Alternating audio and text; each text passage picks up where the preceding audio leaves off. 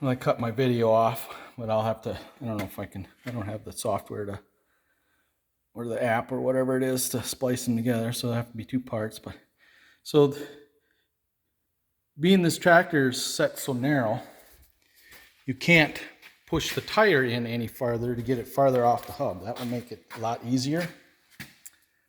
So what I'll have to do is, I don't have a big enough puller, but I'm going to go down. My brother's got a bigger puller. And you put the puller, you know, and just a 3-jawed puller. And as long as this is, I mean, I'll spray some WD-40 or something on it. And this will pull off pretty good. I might tap a screwdriver or something in there to just spread it a little bit. But I'll be very careful. You gotta be very careful. You don't want to hurt yourself. And then it won't take much. And then the puller, and slide it out to this snap ring. There's a snap ring right there. Slide it out to that. Pull the wheel back on. Once you get the wheel started on this wedge, it will, it's not going to move. It doesn't take much, and it'll stick to this axle pretty good. And there's a key right here. But yeah, it's pretty simple. Simple, yet it's laborious. Is that the right word? Labor intensive. Not as bad as some tractors, but they can be a bugger sometimes. This one's missing the snap ring, but it won't be a problem once it's torqued. That is not going to slide off. Especially if you check it. You drive it a little bit and check it. But the same way.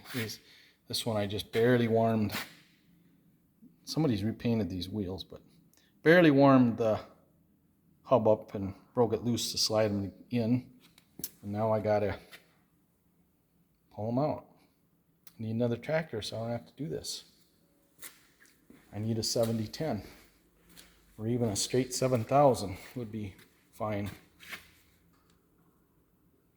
8010. I don't like the 8010's got a great cab,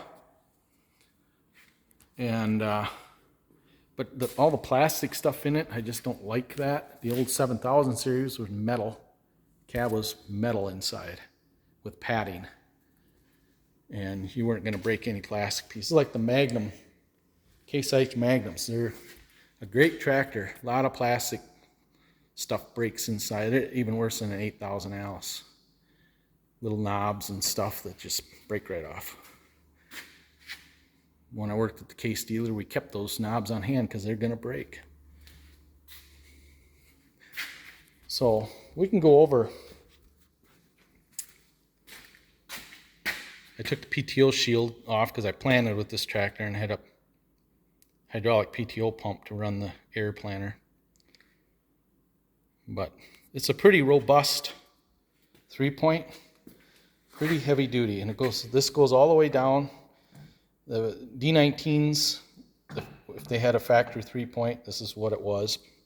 Even the D17 Series 4s, factory 3-point was just like this, real heavy. So for a 17, it's really heavy, but it's plenty heavy for a 200 or a 190. And they are heavy built. If you break them, it's because you wrapped a chain around this piece or something stupid. You're just not gonna, they're heavy. It's a heavy system, a heavy 3-point. These are not spindly. These are good size, you know, shafts. I added these handles because the factory ones were gone. And I'll get the factory ones sometime. Those things hit the tires once in a while, which I don't like. So I don't know if I'll take the time to show you all of it. Maybe I'll go get that puller and see. But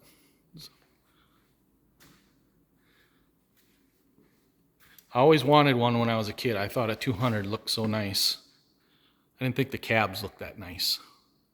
But a cabless one, great looking tractor. This one should have a muffler on it. It's got a straight pipe. which ain't bad since it's turboed. But there it is. I've had this on videos before. This is my front end. There's the U-bolt clamp you got to put on to make sure they don't slide when they don't have the factory clamps. Not bad. Everything's easier to do on a D17 or something because it's just a lighter tractor. And the D17s have spinouts, every one of them. All the D series except for the D21 could come either way. And the D19. D14, D15, D17s, they all had spin-out wheels that I ever saw. Okay, pause it.